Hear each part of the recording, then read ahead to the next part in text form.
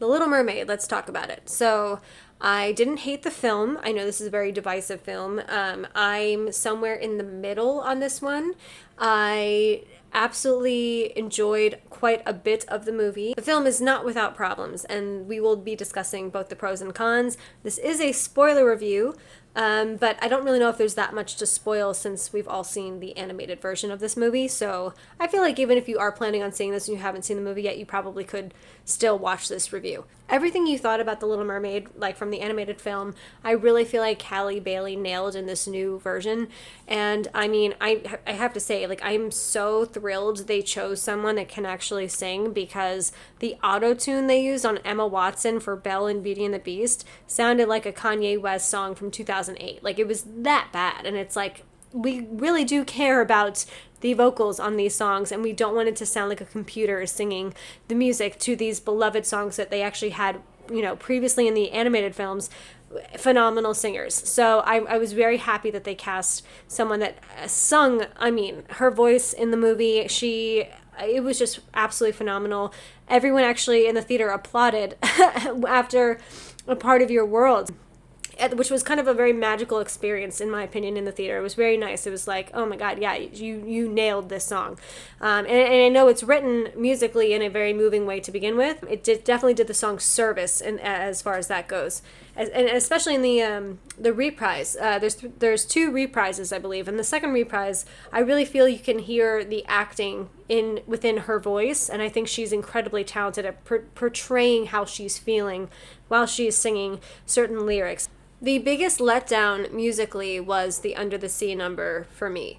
I personally don't understand why they chose to make Sebastian no longer the king's composer, because I think that is so much of what that character is. Like, he is so musical, and having all the fish under the sea, you know, play the instruments and have this, you know, even in Kingdom Hearts, like the entire world of Kingdom Hearts, when you get to the Little Mermaid segment, is all musical related. Like, you actually have to, like, kind of like DDR, but with your fingers, like, to certain songs and get the beats right and things like that. Maybe a little more Guitar Hero-esque, I should say. So to take that away from Sebastian really bothered me. I think W. Diggs did a fantastic job with his voice acting, and his singing of Under the Sea was fine. Like, it was great. It probably could have been a little bit more amplified, but I understood, you know, it maybe would come off bizarre if he was a little too over the top, especially because he is a more realistic looking crab.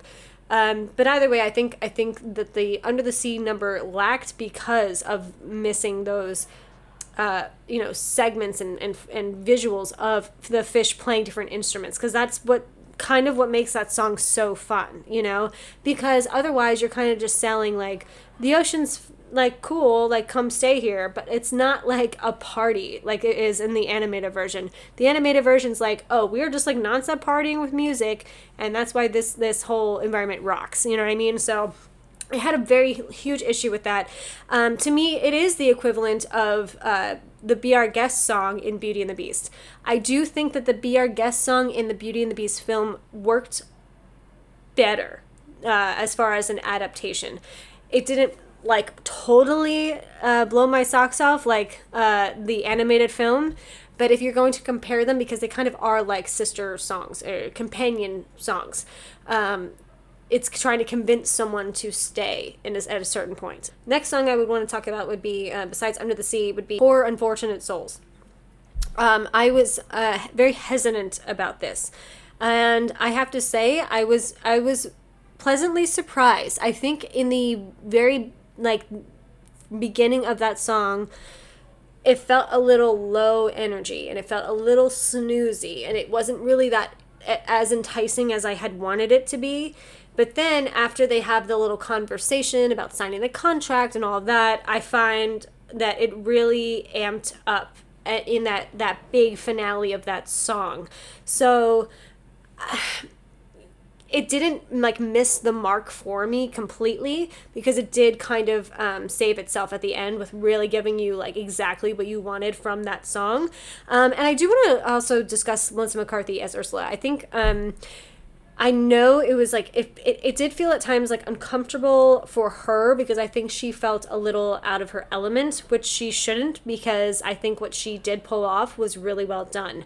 But you could feel like a certain hesitancy, and I think she's in interviews she said she was like really nervous doing this role, which is crazy because she's completely capable of doing an amazing performance, because we did have glimpses of that throughout the film of her as Ursula.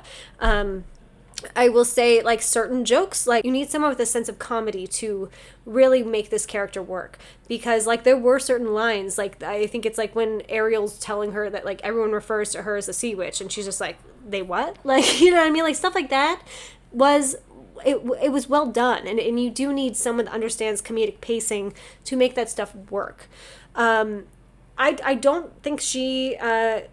I think it could have been a bigger version of Ursula in a sense. Flotsam and Jetsam, I was very happy they were there because that's also adds to the creepiness. I wish she interacted with them more. That's the whole problem that Disney gets stuck in all the time when you're trying to portray the animals as realistic. And I feel like they're at tug of war with with themselves, like, all the time when it comes to this, because we saw interactions with Ariel and Flounder and Scuttle and Sebastian, but then Ursula didn't actually have full-on conversations with Flotsam and Jetsam. And I think that, like, that doesn't really make sense, and I kind of missed that, because Flotsam and Jetsam in the animated film are so creepy, and, like, yeah, they were there, and there was something I remember from the animated version, too, where, like, the two eels, like, come together, and their eyes blur into one eye, and it was just, like, it was very creepy and scary, and I loved the artistic choice of animating that. As far as Prince Eric, I forget the actor's name at the moment, so forgive me. But he was fine. To be honest, one of my favorite things about the entire film was how much they developed the relationship between Ariel and Eric, because every animated Disney movie, the one thing, because they're always very short, and the Disney films, specifically the animated ones, are directly for children, so they don't necessarily develop the chemistry or the things in common or that things that really create what a solid relationship is. You know, normally the movie is like, oh, well, I met the love of my life and will be married by morning. My biggest complaint as far as the actors go was the performance given by Javier Bardem. I love that man. I love him as the villain in No Country for Old Men, among many other things that I've seen him in. Even like Vicky Cristina Barcelona, the Woody Allen film, I thought he gave a great spice and life to that character. You don't see anything. It is like dead eyes the whole time, and I don't understand if maybe he was uncomfortable, he didn't care, but I don't understand his portrayal of King Triton, like, at all. And I don't know how they didn't catch this early on and didn't try to encourage him to be slightly more animated and slightly more emotive with his lines, because it really is it is deadpan the entire time. Like, yeah, he's like stern father, but like there's no likability quality or like the playfulness that the animated version of King Triton had in the original movie. So that really it was almost distracting for me personally, that he was kind of this just like outsider, even though he's supposed to have a great rapport. Like, they don't even really show him have a great rapport with his daughters in general, like the other girls. Like, it's just like, oh yeah, we're all here for daddy, in this weird like Star Wars meeting. I forget what that's called, but you know, they're all like, all the Jedis meet. I know all the Star Wars people are going to kill me for saying that, but like Yoda's at the front and like everyone's talking. Yeah, that's what I'm talking about. So forgive me in advance. Either way, that's kind of like how it felt. The outing that Prince Eric goes out on with Ariel, but right before the kiss the girl scene, I thought that was a much better take on like what would have actually happened. You could see them actually interact for a very long time, and then that makes it so much more understandable, and you can see him being so disappointed when he realizes that she's not the girl that saved him, even though she is, but you know what I mean? Like, so like when he hears about this girl, he hears Ursula's voice, Ariel's voice, you can feel a little bit more of his torment going forward with that. I wish there had been a little bit more of that playtime with Max the dog and Eric, because I think that was like a much more prominent relationship in the film, in the original animated film. I think the fact is, like, he is kind of alone. He is a prince that we, I guess, now know that, like, the queen and king adopted him because they found him from a shipwreck. But in the animated film, that is like his friend. You know what I mean? He doesn't really have any friends. And Ariel feels like a loner as well, and feels like isolated, and doesn't really fit in. So like that could have played a bigger part in the film, with him just showcasing more that like his friend is his dog, essentially, and that's it. I love that the fact that they made him a collector and an explorer, because that again resonates with Ariel, who is also the same type of personality, just under the sea, and has, she explores other things and likes to learn about the human world, and he likes to learn about, other countries. The added songs added nothing. I will say the third added song, which I believe is the song that's like the montage in her head, I did appreciate a lot. Because the girl is mute for like the majority of the second act. So I think it was a great way to kind of have that montage and also have what's going on inside her intellectually. It was a much more personal, internal moment as the montage progresses, and I think that worked really well to have a song for her there. Prince Eric's song, I don't remember at all. I did hear that, like, when they brought it to Broadway, which I never saw, that Prince Eric does have a song in that too that's completely different, and apparently it's like way better, but I have not heard that song, so I will, I'm not going to comment on whether I think it is, but honestly, anything would have been better than the song they gave him. I know it's supposed to be that, like, I want song, right? So, like, you're trying to get that message across as the character, but you're not really kind of, like, understanding, like, where he's coming from, or, like, what he wants, or, like, it's kind of a little bit, it's too vague for me. Like, that song was just too vague. And also melodically, you don't remember it after you've heard it. The rap that Scuttle sings, I think is, I've been beginning to have this issue where I feel that, like, as much as I love Lin-Manuel Miranda, I feel like it's problematic to have him be the composer / lyricist in, like, almost every Disney product, because not that what he does is bad. I mean, I wasn't necessarily a fan of this song, but in general, not that what he does is bad. I mean, the Bruno song everyone was obsessed about from Encanto. The issue I have is that, it's different with Broadway. Like, when you go see a Sondheim musical, it's going to sound like Sondheim, it's going to have that feel, it's going to be like the entire thing is going to be Sondheim. However, when you are just adding an additional song, and Lin-Manuel, obviously, just as every composer does, has such a specific, unique sound, it just becomes less important at that point. And it's kind of like waiting for in each film now to have a Lin-Manuel Miranda song, and it's not his fault, obviously. Like, it's just what's being done and why he's asked to do these things, but I think it's becoming almost oversaturated and not being used in the right place. And I will tell all of you, I thought his direction of Tick Tick Boom was absolutely phenomenal. That was written by Jonathan Larson before he passed. I thought that film was absolutely well done. I can't wait to see more directing from Lin-Manuel. And I don't think that he should just be given a song or two in every Disney movie that comes out, because it's literally now just expected, and they all kind of are starting to sound the same. You can be like, oh, I'm going to go see In the Heights on Broadway, or I'm going to see Hamilton on Broadway, and that is all, Lin-Manuel Miranda, and, like, that's why you're there. Just like as I was comparing the whole Sondheim concept. So, I think it is being his creativeness, his talent, his artistic skill is getting just watered down by Disney when he's constantly being asked to write songs that feel so out of place from their original context. I do like Awkwafina. I know a lot of people don't like her. I find her to be really charming and fun. And I don't have an issue with her voicing Scuttle. I think if you look at who voiced Scuttle originally, it was Buddy Hackett, who had a very over-the-top voice.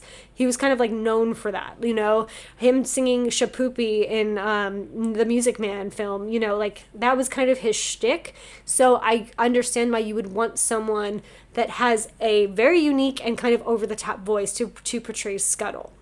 Whether you liked the interpretation of Scuttle or not. I just think that like that, I understand why they went with Awkwafina for that role. Okay, I know I talked about this a little bit with Under the Sea, and I am so upset about how they didn't have the fish play instruments.